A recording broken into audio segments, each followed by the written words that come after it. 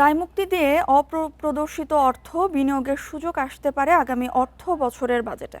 সমালোচনা থাকলেও এটি সক্রিয়ভাবে বিবেচনা করতে যাচ্ছে সরকার। সেক্ষেত্রে ৩০% কর দিয়ে আবাসন খাতে বিনিয়োগের সুযোগ আসতে পারে বাজেটে। বিশ্লেষকদের মতে কালো টাকা সাদা করার সুযোগ দুর্নীতির সহায়ক ও বৈষম্যমূলক, যা সৎ করদাতাদের নিরুৎসাহিত করবে।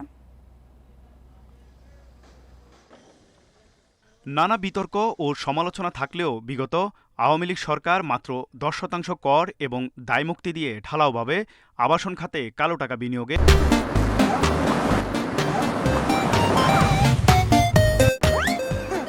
সুযোগ দেয়। আওয়ামী লীগ সরকারের পতনের পর অন্তর্বর্তী সরকার দায়মুক্তির বিধানটি প্রত্যাহার করে নেয়। কালো টাকা বিনিয়োগের মতো এমন বিতর্কিত বিষয়টি আবারও সামনে নিয়ে আসছে বর্তমান সরকার। আবাসন খাতে সর্বোচ্চ ৩০% কর দিয়ে এ সুবিধা বহাল রাখা হতে পারে আগামী বাজেট থেকে। এর সঙ্গে আরও ১০% পর্যন্ত জরিমানার বিধান রয়েছে। অপ্রদর্শিত অর্থকে কোনোভাবেই সাদা করার সুযোগ দেয়াকে সমর্থন করেন না বিশ্লেষকরা।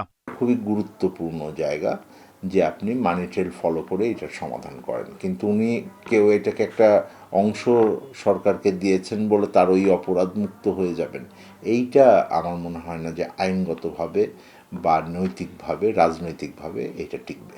যদিও ব্যবসায়ীরা বলছেন আসছে বাজেটে কালো টাকা বিনিয়োগের সুযোগ অব্যাহত রাখলে ঘুরে দাঁড়াবে আবাসন খাত। অন্যথায় এসব অর্থ বিদেশে পাচার হওয়ার শঙ্কা রয়েছে। আপনি যদি হোয়াইট করে সুযোগ না দেন তাহলে এটাকে যাবে কোথায়? It's a big question. অতীতে যখন বেগমপাড়া তৈরি হয়েছে, ভবিষ্যতেও কিন্তু এই অবৈধ টাকাতে কিন্তু অপ্রদর্শিত টাকা ব্ল্যাক মানি যেটা আছে সেটা কিন্তু আরও বেগমপাড়া তৈরি হবে। দুদুক্ত ধরা হয়েছে, মামলা হয়েছে, কেস হয়েছে। তাহলে এটা যদি রাষ্ট্রের স্বচ্ছতা না থাকে, আপনার কমিটমেন্টের জায়গা থেকে আপনি সরে আসেন, তাহলে কেন মানুষ ওই রিস্কে যাবে?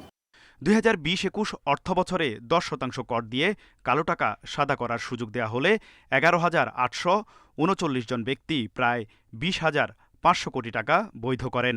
এতে সরকারের রাজস্ব আয় হয় প্রায় ২,০৬৪ কোটি টাকা। পরের অর্থবছরেই সুযোগ কিছুটা সীমিত করা হলে আগ্রহ উল্লেখযোগ্যভাবে কমে যায়। তৌহিদ রানা, ইন্ডিপেন্ডেন্ট নিউজ, ঢাকা।